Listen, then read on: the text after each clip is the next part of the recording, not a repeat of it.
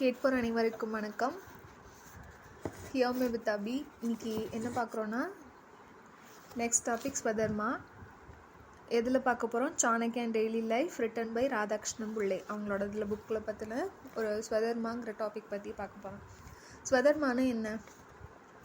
ஒருத்தன் ஸ்வா அப்படிங்கிறா one self, அதாவது தனக்கு, ஒரு மனுஷனோட இல்லை ஒருத்தரோட தர்மம், இயற்கை என்ன இருக்கோ அதுதான் அப்படின்னு சொல்லியிருக்காங்க. ஸோ ஒருத்தரோட இயற்கையாக என்ன இருக்குது, ஒருத்தருக்கான இயற்கை குணம், அதை பற்றி தான் சொல்கிறது ஸ்வதர்மா. முதல்ல ஆத்தர் என்ன சொல்கிறாருன்னா, எல்லாருமே ஈக்குவல் கிடையாது, ஒரே மாதிரி படைக்கப்படலை. எப்படி எல்லாரும் மனுஷன் கை கால் இருக்குது, அதுலேயுமே சில வித்தியாசங்கள் இருக்குது. நிறம் இருக்குது, குணம் இருக்குது, பிறக்கிற இடம், அந்த மாதிரி நிறைய வித்தியாசங்கள் இருக்குது. அதே மாதிரி ஒருத்தர் எப்படி every one is not created equal, ஒரே மாதிரி யாரும் கிரியேட் ஆகலை. ஆனால் ஒவ்வொருத்தரும் தனித்துவமானவங்க. எவ்ரி ஒன் இஸ் யூனிக்னு சொல்கிறார் ஆத்தர். ஒவ்வொருத்தருக்கும் ஒரு இயற்கையான குணம் இருக்கல. ஒருத்தர் நல்ல பேச்சாளராக இருப்பார், ஒருத்தர் நல்லா வரைவார், ஒருத்தர் நல்லா பாடுவார். It depends. ஒவ்வொருத்தருக்கும் ஒரு இயற்கையான அவங்களுக்குன்னு பிடிச்ச விஷயம் அதை அவங்க சூப்பராக செய்வாங்க அப்படின்னு ஒருத்தருக்கு ஒரு திறமை இருக்கும் இல்லையா, ஏதோ ஒரு பாவம். அப்போது நம்ம அதை ஸ்டிமுலேட் பண்ணணும்னு ஆத்தர் இதில் மெயின் இதாக சொல்கிறாரு. அதுக்கு நிறைய நமக்கு எடுத்துக்காட்ட சொல்கிறாரு. நம்ம அதை கவனிப்போம். என்னெல்லாம் இருக்கும்? ஒருத்தருக்கு நேச்சுரலாக டேலண்ட் இருக்கலாம், நேச்சுரலாக கிஃப்ட் எது வேணாலும் இருக்கலாம்.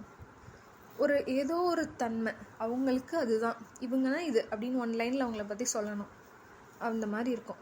அதை கண்டுபிடிச்சிட்டோன்னா நல்லா இருக்கும்னு சொல்கிறாரு.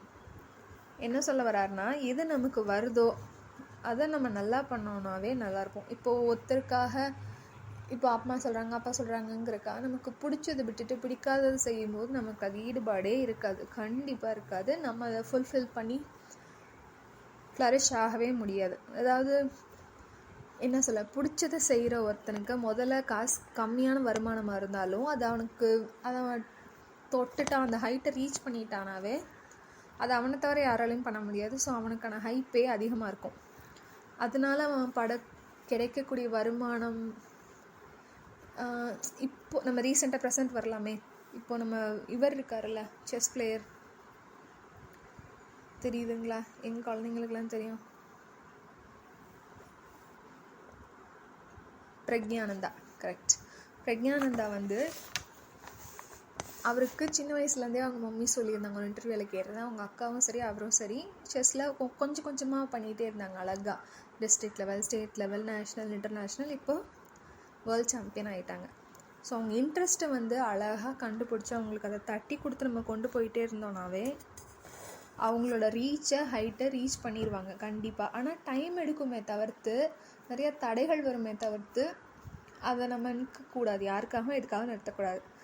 அவங்க இப்போ எங்கேயாவது போயிட்டு வராங்கன்னா எத்தனை ஹை அஃபீஷியல்ஸ் அவங்கள அழகாக சென்ட் ஆஃப் பண்ணி ரிசீவ் பண்ணி சூப்பராக வெல்கம் பண்ணுறாங்க. ஏன்? அந்த பையன் அவனுக்கு பிடிச்சதை பண்ண அப்படி, அதனால அவருக்கு அந்த மரியாதை கிடைக்கிது. அதுக்கான எல்லாமே அனுபவிக்கலாம். ஆனால் அதுக்கு எவ்வளோ கஷ்டப்பட்டுருக்காங்க. அவங்களுக்கு பிடிச்சதை அவங்க விடாப்பிடியாக பிடிச்சிக்கிட்டாங்க. பிடிச்சதை பிடிச்சிக்கணும், அதில் தொடர்ந்து போகணும். கண்டிப்பாக நம்ம அதில் முன்னேறி வரலாம் அப்படிங்கிறது தான் ஆத்தர் நமக்காக சொல்ல வர்றாரு, டாக்டர் ராதாகிருஷ்ணன் பிள்ளை.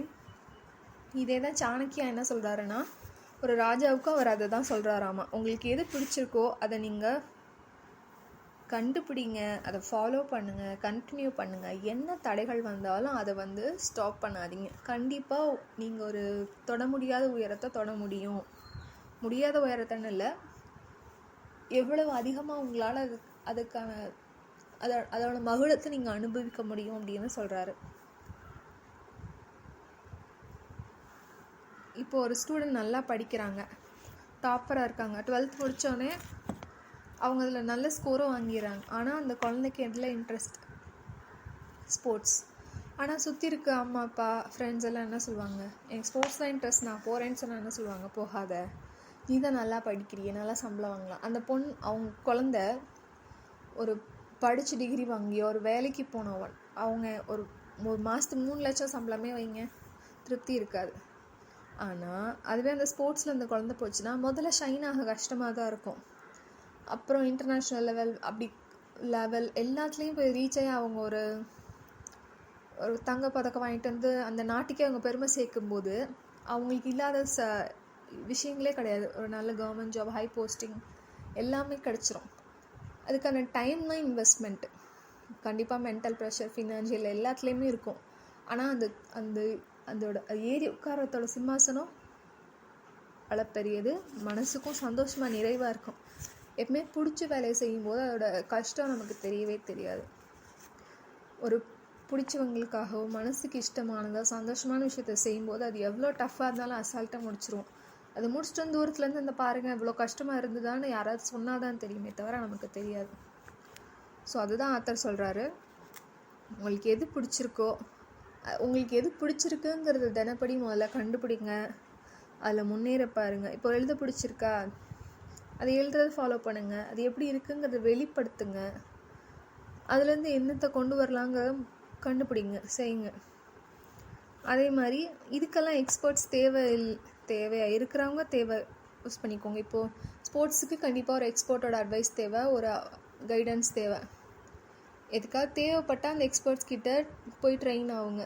இல்லை யோத ஒன்லி இன்பார்ன் டேலண்ட் அப்படின்னா நீங்கள் அந்த கன்டினியூ பண்ணி மெட்டீரியலைஸ் பண்ண பாருங்கள். கண்டிப்பாக இல்லை ரீச் பண்ண முடியும்னு சொல்கிறார். அஃப்கோர்ஸ் கண்டிப்பாக இதுக்கு ஒரு முக்கியமான எக்ஸாம்பிள் சச்சினை தான் சொல்லுவாங்க. அவர் சொல்லுவாங்கள்ல 10th எக்ஸாம் போனார், அதுக்கு முன்னாடி இந்த மேட்ச் வேறு வந்தது, அவர் அண்ணன் கண்டுபிடிச்சார். அவருக்கு கிரிக்கெட் தான் ரொம்ப இன்ட்ரெஸ்ட்டு படிக்கிறத தாண்டி அப்படின்னு கண்டுபிடிச்சி ஒரு 10th ஸ்டாப் பண்ணி இதுதான் விட்டார். ஒரு கோச் கிட்ட விடுற ராம்காந்த் ஆச்சரிக்கார் அப்படிங்கிற ஒரு கோச் கிட்ட விட்டார்.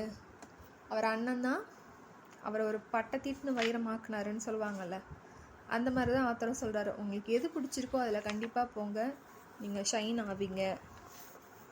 அதுக்கு என்ன டைம்னா வெயிட் பண்ணணுமே தவிர்த்து நீங்கள் நினச்சதை கண்டிப்பாக அடைய முடியும். பிடிச்சதை பண்ணுங்கள். இதுதான் மனுஷனோட ஸ்வதர்மம்னு சொல்கிறாரு. நீங்கள் உங்களோட கண்டுபிடிச்சிட்டிங்களா? உங்களுக்கு எது விருப்பம்னு கண்டுபிடிச்சிங்களா? இல்லாட்டி கண்டுபிடிங்க. ஓகே, இதுதான் நம்ம கண்டுபிடிச்ச சூத்திரம் சாணக்கியா சொன்னது. So hear me with Abhi on the next episode. Bye.